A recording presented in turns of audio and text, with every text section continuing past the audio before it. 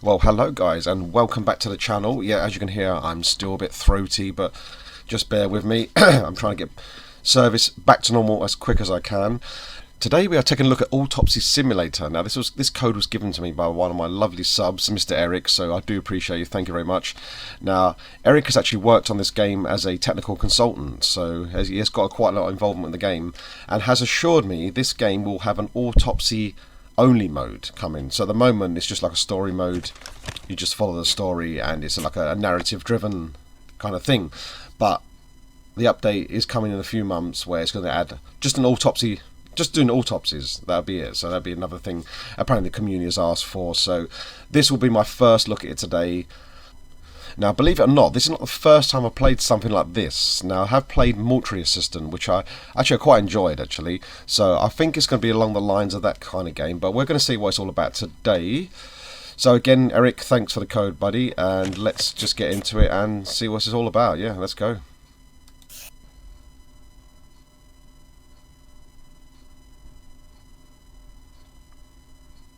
Office of the Medical Examiner, Beatsville. Dr. Jack Hanman is speaking. How can I help you? Good evening, this is Kate Brooks. I'm not sure if you remember me.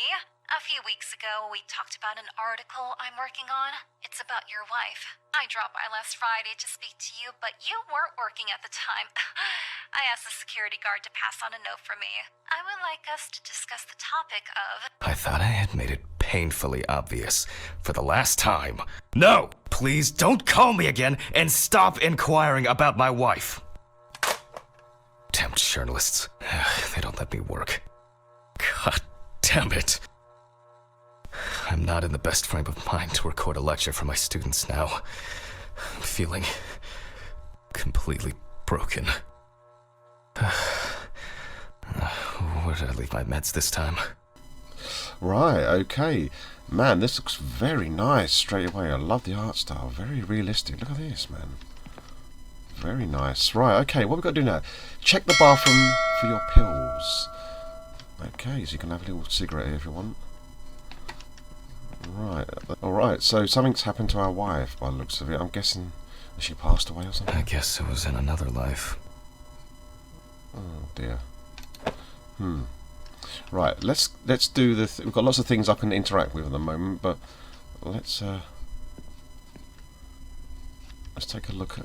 check the bathroom for your pills. Yes, it's gonna have this like really dark, kind of horror-y kind of feel to it as well. I love it. Yeah, the tone is nice already. Right, where's the bathroom then? Here we go. Yeah, it's very scary, very eerie. Oh my god. Right, got some pills here. Okay, time to pull myself together. And get back to work. Okay, so what's going on here? Like, is he traumatized by his wife's death? Is his wife died or something? I need to set the camera first. Right. Okay. So we've got a reporter trying to talk to us, but... This place is starting to look like a hoarder's dream, rather than a storage room. Right, so we need this camera. Do we take the camera from storage room? Yep, okay. Now remember, Jack, don't forget, hit the record button this time. Yeah, okay, it would help, wouldn't it? Yeah. Yeah, this is very nice, though. Very good-looking game. Very good, man. Right. Placing the tripod in... okay, then.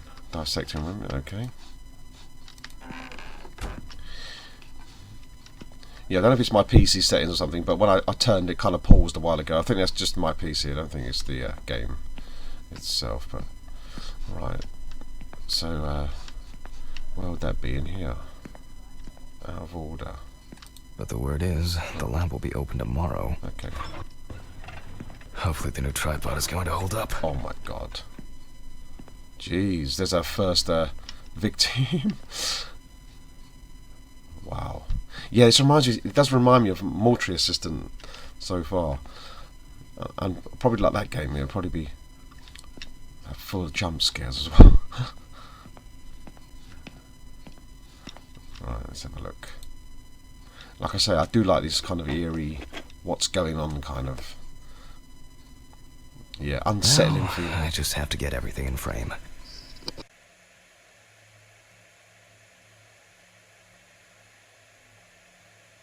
This should be fine. November 20th, 1991. Time, 8:43 p.m. Recording for medical students from the University of Missouri. This autopsy is conducted by Jack Hanman. Hello, everyone. Welcome to the autopsy room. Today, you will have the dubious pleasure of following a full autopsy, step by step. For those of you who have already performed your first autopsy, this will refresh your basic knowledge. In turn, for those whose knowledge is only theoretical, I advise not to watch this after a meal. Right, okay, here we are then. Let's get started. Oh my god. Dudes, look at this guy, man. I suppose this is the closest thing, you know, what it'd be like to actually work in one of these places, isn't it, you know? But, right, let's have a look at this board then. What's this board saying? Always wear an apron, mask, and gloves. Goggles are a must when the job is splashy. And in case of sharp accidents, it's worth having disinfectants at hand. It's true that you won't get ptomaine poisoning straight away, but if your liver or kidney aren't doing well, you may end up with diarrhea. Nice, lovely. The cadaver is placed on its back on the autopsy table. The pathologist stands on the right of the deceased. Make sure that all the necessary tools are always at hand so that you don't have to run around looking for something, like I do all the time. In the process of revealing and securing forensic evidence, it is difficult not to interfere with the original condition of the deceased. Written and photographic documentation plays a vital role throughout the entire examination process. During your research, be patient, inquisitive, but above all, attentive to detail. Many entries are visible at first glance, but sometimes they can be cover for more interesting stories. And lastly, remember that nothing teaches you self-narration like working with the dead. So get used to that fact soon. Everyone will think you're talking to yourself. Now, onto the police folder. That will contain all sorts of pertinent information as to who the deceased might be and what potentially happened to them. So, let's take a closer look, shall we? Well, that one I can vouch for. And I do have experience in it because I'm always talking to myself. Because when you're a content creator, all you do is talk to yourself. So, pretty much used to that. Okay. So, right, what we have here, this is the police evidence file. So, we've got to click on different bits of clues. The deceased's name is Tobias Chambers, locally known as Old Toby. Homeless and unemployed for at least a couple of years. The deceased was found on the outskirts of a parking lot at a gas station, where he often begged and persistently offered drivers to wash their car windows. The body was noticed by a station employee during the morning shift. Initially, he thought that someone had thrown some boots and a coat in a nearby ditch. It took him a moment to recognize the pile of clothes as the body of a man. Signs of libation were found around the body. Empty bottles, traces of an inept attempt to start a fire, and a scattered makeshift blanket. He worked most of his life at the local port dealing with unloaded cargo. He was fired for being drunk and starting fights. His son runs a hardware store on his own. His wife left him years ago. They both had no contact with the deceased. Well, this is good. I do like how in-depth they go. That's it. I love these little details. Attention to detail is brilliant in any game, but these little police files, you could tell he used to work and what's happened. Why has he become this homeless guy? And you know, this allows it's you to interesting. better interpret any traces found on the body. I shouldn't start the procedure without gloves. Yeah, you definitely shouldn't, and maybe you should wash your hands as well. Clean up before, you know. It's on the board there, the rules, you know. Oh, there's the gloves. So just grab those. Now it's our turn to take Shouldn't you, some like, pictures for our files. wash up first? If I can just remember where I left the camera. It's in here somewhere. Oh yeah, of course. We've got to take pictures of the cadaver, as it were, man. So where's the camera? Oh, in the door. Yeah, here we go. There you are. I knew it was here somewhere. As I mentioned at the beginning, before we begin the internal examination, we need to document the cadaver and the condition it arrived in. We begin with a full body photo. Try and stick to the top-down rule, but this is not always possible. Let's keep in mind it's all about the legibility, not the perfect frame. Right, yeah, so I'm getting no points for like how perfect the framing is. It's just about the context, getting the whole body into the shot, I guess, isn't it? So let's just step back a bit. There we go. Voila! Now we move on to the next step, looking for traces. Take your time. Look at the corpse from different sides, from different angles, up close, and from a distance. You're looking for anything out of the ordinary. Right, so straight away I've noticed bruises, abrasions, cuts. Look, there's a cut right there on his ribs. We've obviously got to take photos of these, all these key points. There we go. Right, it's flashing. I won't take the picture. Why is that? Do I have to get closer to it, maybe? Oh, right, yeah. I think that's what we've got to do. Zoom in closer. There you go. Right, that should take that. Yeah, right. Looks old. I'll take a closer look later.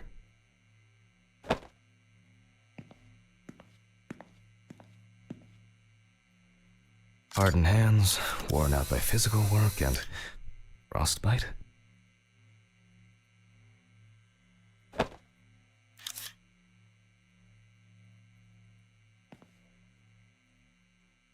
Some wounds in the feet and signs of frostbite, probably because the subject's shoes were too small.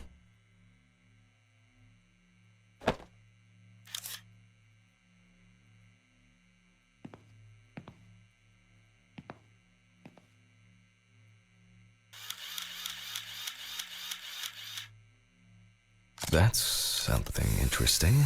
It will be necessary to check whether this injury was severe enough to cause damage to the brain. In a moment, we will check which of our initial observations will be worthy of further consideration. But before we get to that, I need to write down some basic data. Right, so now we've got to pin the photographs to the board. Yeah, yeah. Okay, all the points of interest kind of thing. To be flagged, yeah, gotcha. Right, now we've got to perform the autopsy. Okay, we're just going straight for it. So we've got the... Oh yeah, I like that. Oh, our apron's already on and stuff. Right, I'm assuming the goggles are already on as well. Okay, Scalpel, let's have a look at our scissors, syringe, magnifying glass, knife. I guess I forgot to clean the knife. Yeah, oh my god, you dirty mofo. Look, it's just dirty in there. So scissors, how do we take it out to clean it then? Magnifying glass, knife. How do we take it out to clean it? Scalpel, scissors. I guess I forgot to clean the knife. Scalpel. I guess I forgot to clean the knife. Yeah, you forgot to clean it, but like, what do I do here then? How do I clean the knife then? How do I sterilize it? I don't even know. It doesn't tell you. It just says start the autopsy. You can't with a dirty knife, can you? A few moments later. Personal information. Right, after several minutes walking around, scratching my head, all I had to do was click on the autopsy, open the clipboard. That's what I had to do. But yeah, it wasn't very clear, but got there in the end. That's amazing. Autopsy. This not only allows you to track the procedure, but also collates the results together, upon which you may back up your conclusions. So, enough of the boring prep. Let's begin by taking a closer look at the spots I photographed earlier. For this, you're going to need a magnifying glass. Right, gotcha, dude. So yeah, as you can see on the left-hand side of the screen now, you've got several options, tools, clipboard, etc. I thought you'd take them off the trolley itself, but no, you don't. You just tab for the tools. That's got to be it where the magnifying glass is. Let's have a look. Which spot first? Here we can see frostbite on the fingertips. We can tell by the characteristic skin color. It looks like a burn mark, no doubt painful, but it's not pertinent for this case.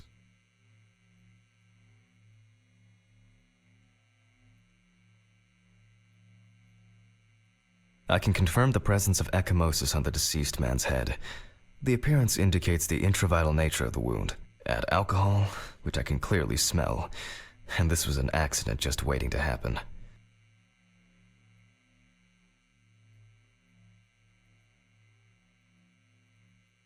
Definitely a painful mix of frostbite, abrasions, and blisters. Old Toby had been wearing shoes too small for him for a very long time. That's if he wore any at all. So far, there are a lot of superficial wounds, but only one serious injury to the head. Let's go back to our notes. Right, so now we've got to document all these wounds on the clipboard then. So let's go back to the clipboard, shall we? First, I mark the location of the injuries and make notes for each one. So, the head wound. Definitely an important clue. This is something we'll investigate first. Even though this type of wound didn't contribute to the deceased's death, we're still required to record it. We're not in frost season yet, but high humidity, wind, and the inability to warm up can also be causes of frostbite.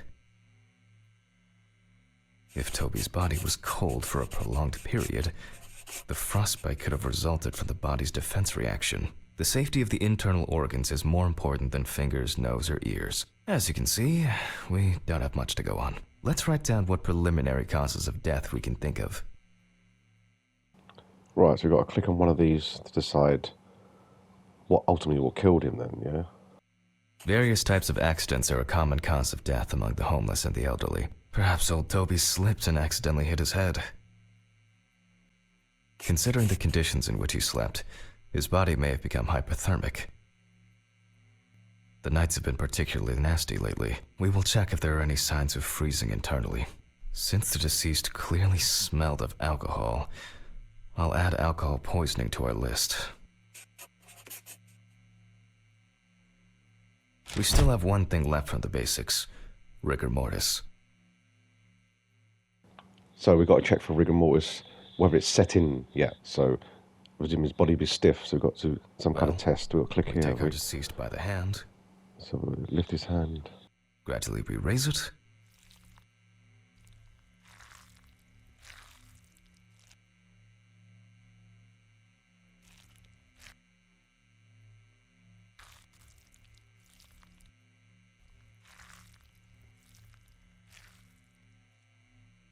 Now let it go. As you can see, the hand falls loose. What's the conclusion? Death must have occurred more than 72 hours ago. The police information appears correct. Head trauma seems the most promising, so we'll start there. For this, I need an oscillating saw. Oh my god, we're going to cut into the skull now. This is, oh my god. Not for squeamish, alright, guys? So if you're squeamish, you better turn away now because it's going to get real now. Oh my god, we've got to get the saw. Look. Yeah, right, this is your last warning. The cut is made from ear to ear. Oh my god, we're going in, alright, guys? So turn off now if you're squeamish.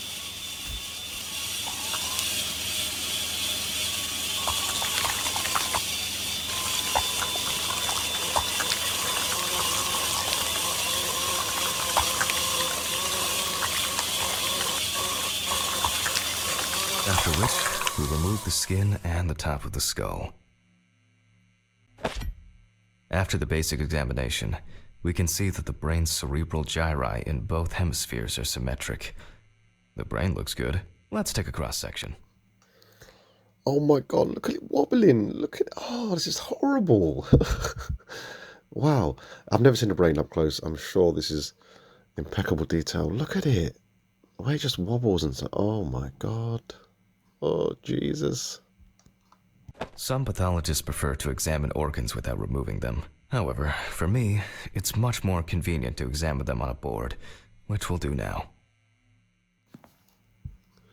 Right, so we've got to dissect the brain. We've got to cut up the brain, people. This ain't for the squeamish, is it? Holding a long, narrow blade God, I don't knife mind. in the dominant hand, What? we slowly cut the cranial nerves on both sides, all the time pulling the brain towards us. Oh my god. So we're slicing. There you go, guys. There's the first. Slicing brains on the fat cat. Oh my god. So you've got to kind of keep that dot within the lines. And So just far, kind of, so oh, good. look at slicing the brain, man. Oh my Hematoma god, man. seems to have had no effect on the brain.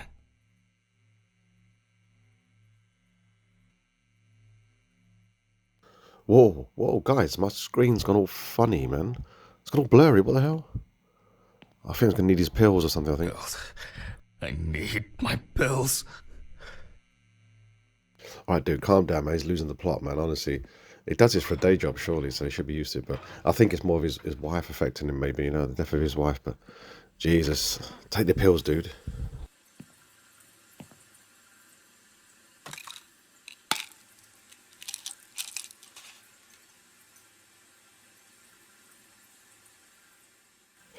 Right, that's better. So I guess we better head back in and just continue the work then.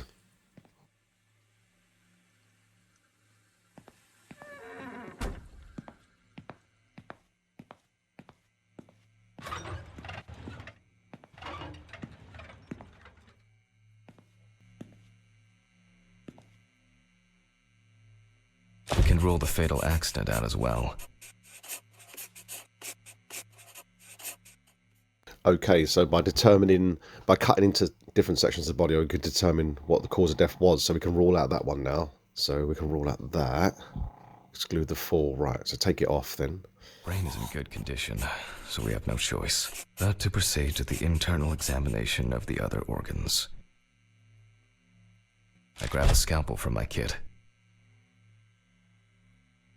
The incision should be in the shape of a letter Y.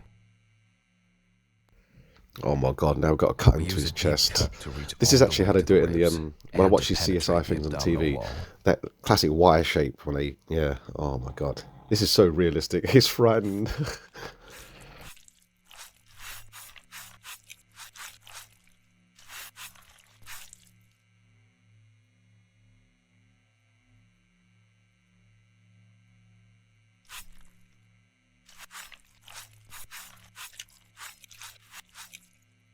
Alright, now we peel back and separate the skin. Dude, you're gonna make me peel him open like a bloody orange, man. And please, skin flaps. Look, really? Was that needed? Skin flaps? Oh god. Here we go then.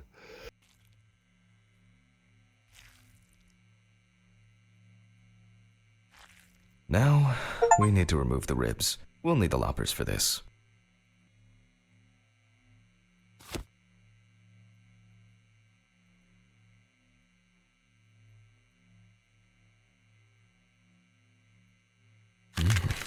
Quite a satisfying crunch, for some anyway.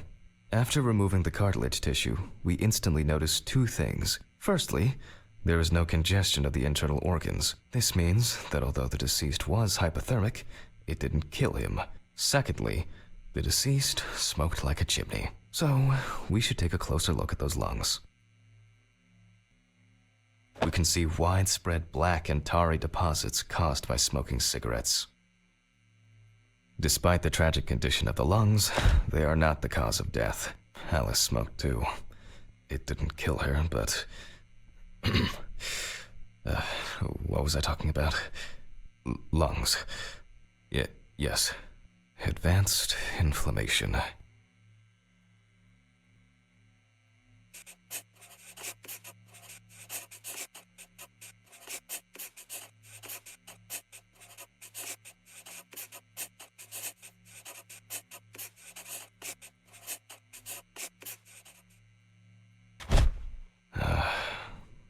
What now?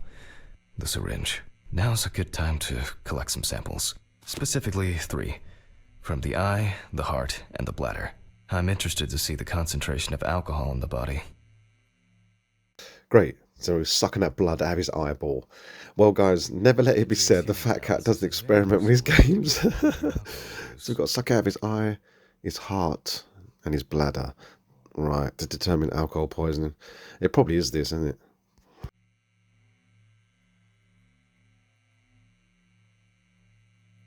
Five milliliters from the left ventricle should do it.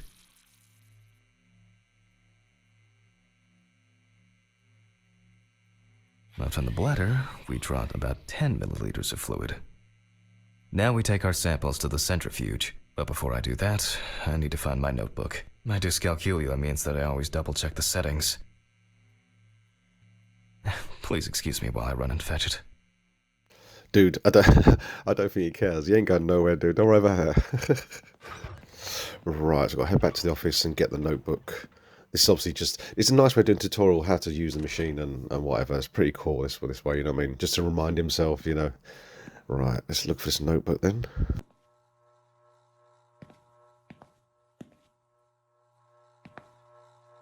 This whole thing is covered in stains.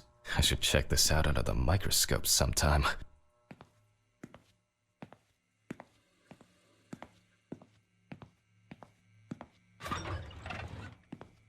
Let's get back to the examination. We put all of the samples into the rotor. Oh yes, it's the spinny machine. Spinny. Put the things in and spin them around. Yeah. Okay, we got this. Now, we set the appropriate time and speed. Right, so these are the instructions. Now, presence of alcohol is what we're looking for. So the first page we open, it's on that. Time 15 minutes. Set the speed at 70%. Right, so I guess we just got to do that then. Set it for 15 minutes, 70%, yeah? Okay, let's try that then.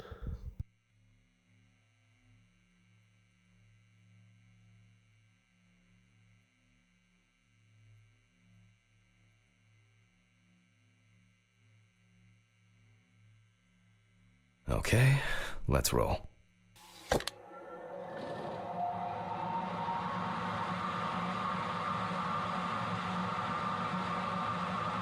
Oh shit, the fuses again. Oh yeah, the fuses. Oh god, here we go. This is it now. Oh my god. Dude. This is where it gets horror now, isn't it? God, what's going to happen, man? God, what do we do now then? My old but trusted centrifuge. Ideal for all the fluid tests I need to perform during an autopsy.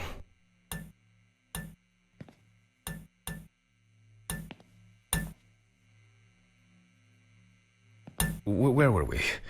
Oh yes, the blood alcohol concentration. Let's see what we've got here. Everything's separated as it should. Our lab is closed until tomorrow after the last, incident. However, considering that Toby's favorite eau de parfum appears to be ethanol, I'm guessing the results won't surprise me at all.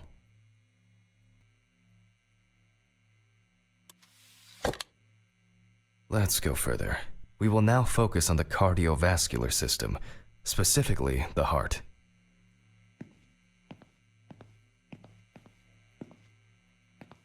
We remove the organ and examine it closely. We look for dark hypoxic areas, clots, or other elements that stand out as abnormal. At first glance, the heart looks fine. The pulmonary trunk and aorta seem to be in good condition. There are no pathological changes that would have contributed to Toby's death. Now let's take a closer look at the stomach. Size is normal, healthy, pink color, and as expected, the stomach has no major external damage. We must now cut it open and inspect inside. Do it carefully so that its contents do not spill out. Oh, lovely. I get all the best jobs, don't I? Got to cut into his stomach now to see what he ate or something. We open the stomach along the Yeah, just sort of examine everything, and we're just cutting into...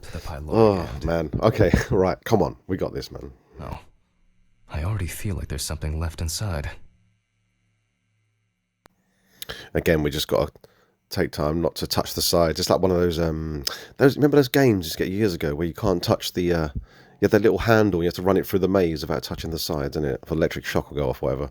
Yeah, it's like one of those, I guess. Right, let's do this then.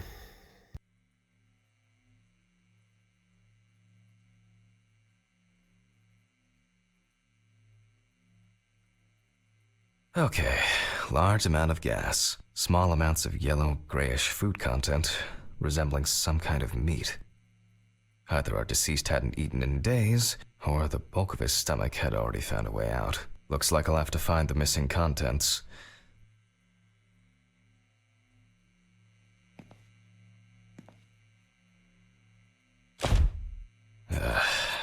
there are two ways here. One is obvious, and the other is... It couldn't have been suffocation, could it? I'll add this to the list and move on to the deceased's neck.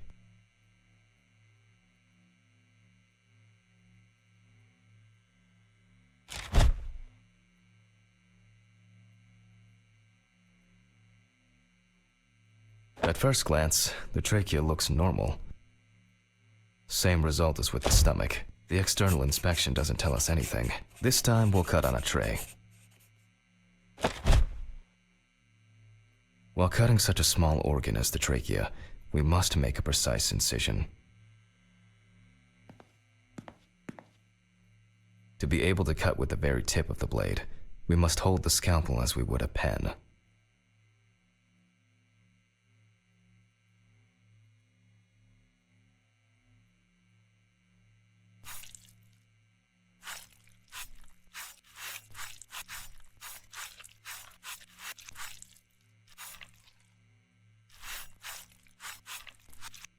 And after careful examination and deduction, we've got it. A clogged trachea. It's time to summarize the whole thing.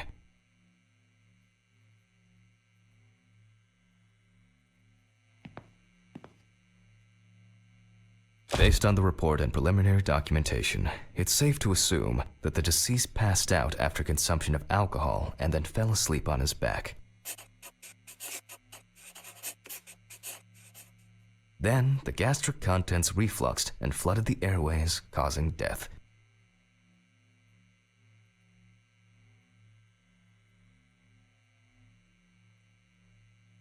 That's why we don't forget about the recovery position at dorm parties.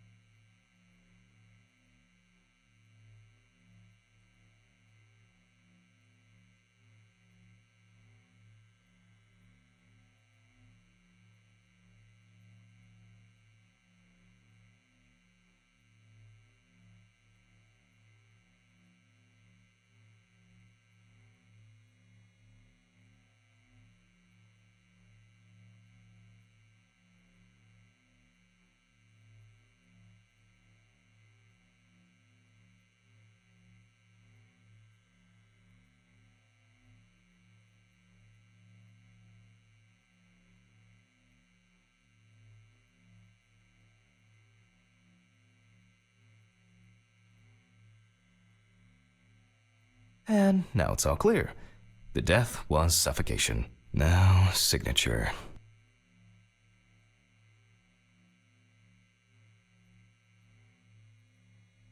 The mystery is solved. But for us, this is not the end. First, the dead body needs to be cleaned up.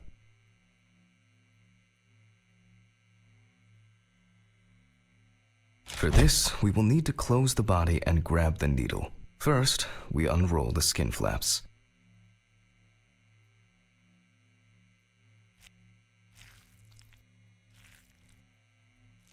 And then, we sew the deceased back up.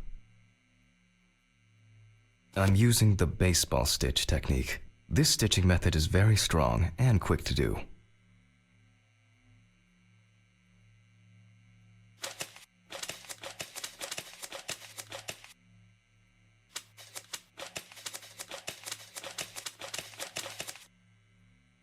Beautiful.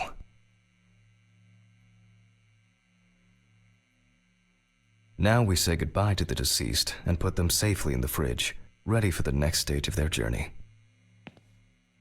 Next stage of the journey, right? Okay. Whatever you say, mate. Let's get him in the icebox, in the fridge, and yeah, let's wrap this one up for today then, innit?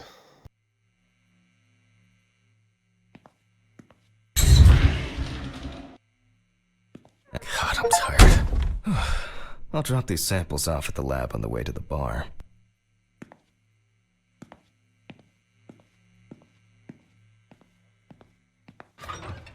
I'll call Steven. I don't feel like drinking alone today.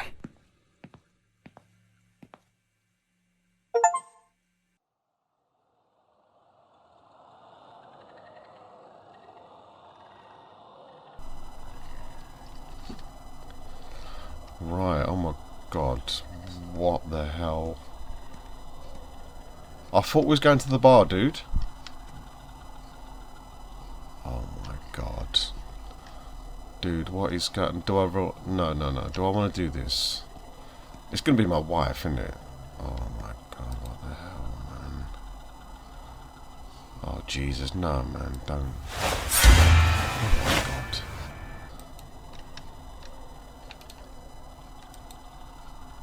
What the hell is going on right now? Oh, why? Why are you picking up... Dude, we're supposed to be going to the bar, aren't we? What the hell? Dude.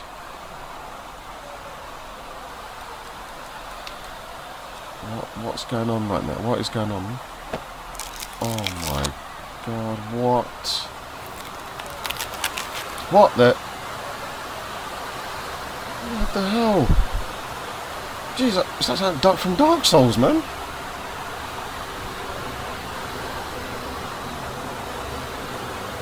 Oh my god, I'm drowning in skulls. What the hell? What the... I can't do nothing, can I? I can't... I'm just drowning... Oh my god, what?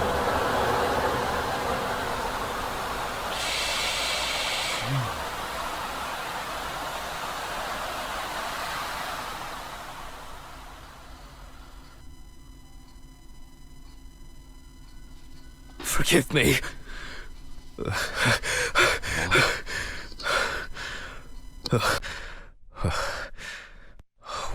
What? Christ. What a dream. Right, so I think I'm going to leave that first episode right there, guys. We just finished the prologue, and we're back in our apartment now. So again, we've got to take our pills again. So this guy is obviously going through a lot of stress. I'm guessing the death of his wife is obviously getting to him. Maybe he was the one who performed the autopsy at this point. I don't know. I think he did, but yeah. Well, okay, let's just pause it there for a minute. Yeah, cool. So, guys, yeah, there it is, Autopsy Simulator. It's available now on Steam. And like I say, we've got a new mode coming in the next couple of months. No date yet, obviously, but to do the autopsy-only mode. And, well, the only thing I can say is I hope you've enjoyed it. I've enjoyed it. It's getting more strange and getting more intriguing, to be honest. So I can't wait to dive in more to see what happens on the next episode. But, all right, guys, just remember, just give us a cheeky like and subscribe if you haven't yet already. And I'll see you on the next one. Thanks for watching.